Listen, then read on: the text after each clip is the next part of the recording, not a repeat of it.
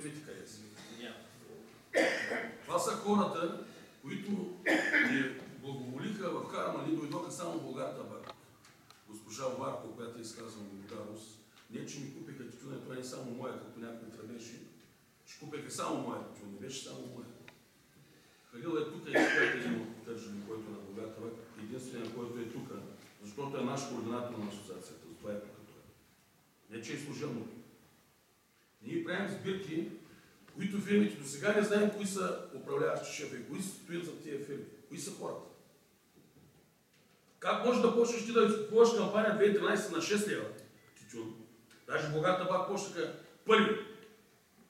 И когато казали в Крепо с Румен, че има картелно споразумение спрямо фирмите, казаха няма да ти изкупуваме тютюна. Явно в очите, аз на господин Филин го казах кой, да не споменаваме. Сега е същата работа. Дойдоха Мустак, Живко Желеви на брат, но няма правим договор. За какво? Трябва да станат турски граждани в Турция или в Гърция. Затова няма напразно направим и Тютюн ТВ. Ето това нещо, ето момче, тази камера сме ga купили от парите на тютюнопроизводителите в Мустрак, Свирен град, да благодаря на асоциацията. Винаги ще има и в Америка ще нагледат. И крайно време държава, фирмите тук, дошли, дай му лиценз, учат се на някакви партии там. После ще съди Живко Желев, защо го напсува, го замерял с балята. Как няма да го направя? Заложил съм си къща. 100 000 лева. Децата ми са студенти рева в едната стая, с рева в другата стая. Аз съм на 50 години. И оня ще ви каже, ще ви сключи 30 договора. Някак си експерт, който е пенсионер, не може да чуе, да вижда. И идва пак на заплата към фирмата. И от шефа получава нареждане да бъде камиона, ако взима 5 тона, там във фабриката да иде на 5 тона и 800 кг. 800 кг да ме излъгнем в кантара. Та същата фирма, която на мен го направи, го вадаха малко кредити. Хвана го сила и как грозаха тук пред учене. Когато отидеме на място. И затова съм решил до година, аз няма да гледам сигурно. Благодаря на фирмите. Защото крайно време да се стане. Тютюна е писан 34-та година. Романа, който го е чел. Ще дойдат такива времена. Ще има трепани. Защото няма кой да нас защити. Защо трябваше да взимаме ръцете на Булгартабак да дойдат да го изкупуват тютюна? Къде са сега господата? Дойдоха ще направим за 30 тона в Мустрак. Защо дойдаха началото на март, когато лихите вече ги изкарва на барига? Що не дойдаха януари месец?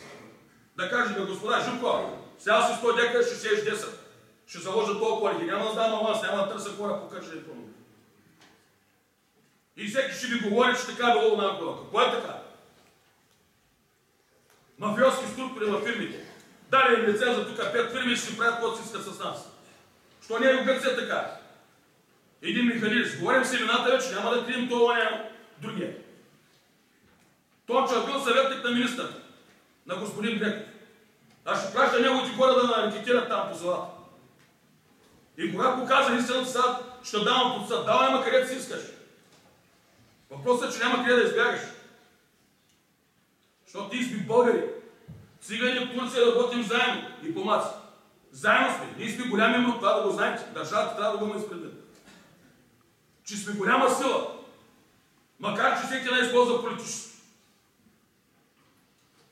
Та фирма е била на то, оня на оно. Мисерия няма да плаща на Красо 4 месеца парите.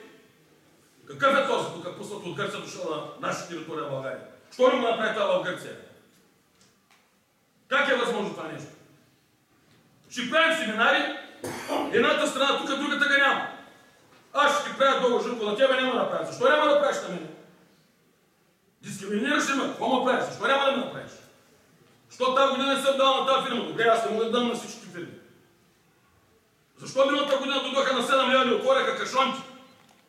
Тютюна го хвърля. Изкамане не беше хвърля, само тютюн дед пише вънка и го качва в камион. Защо тръгна на 6, слезе на 5 лева, слезе на 4,50? Чист река. Къде беше държавата?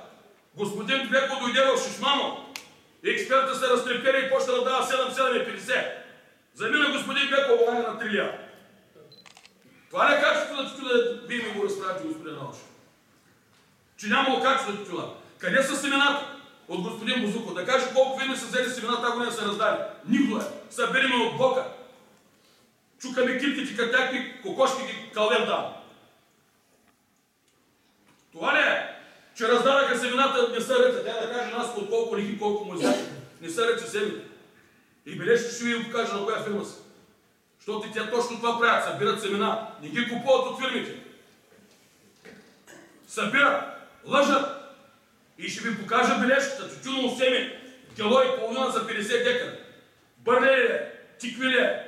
И след че ще ви много примеси, господин Желев, тютюна. Къде са примеси? Защото фирмата е твоя, експерти са твои. Каквото им кажеш, ти им даваш заплати. Това е в България. А когато държавата си мрука, чукне по бюрото, няма този брат, този сестра. Няма такива работи. Както от мен го изиска, така ще го изискаме от него. Иначе стачите няма да са към държавата, ще са към фирмите. Но трябва да ще ги запалим. Така са. Да дойдат тук. Къде са? Къде са? Един няма представете. Един. Българ Табак, единствения, който дойде да спасява положението. Кога ще е така? Не ще умираме, някой ще нас спасява. Кой трябва да изменим всичките? Няма как да стане. Жертви ще дават и те. Ние даваме, но и те ще дават. Благодаря. Господин Желев,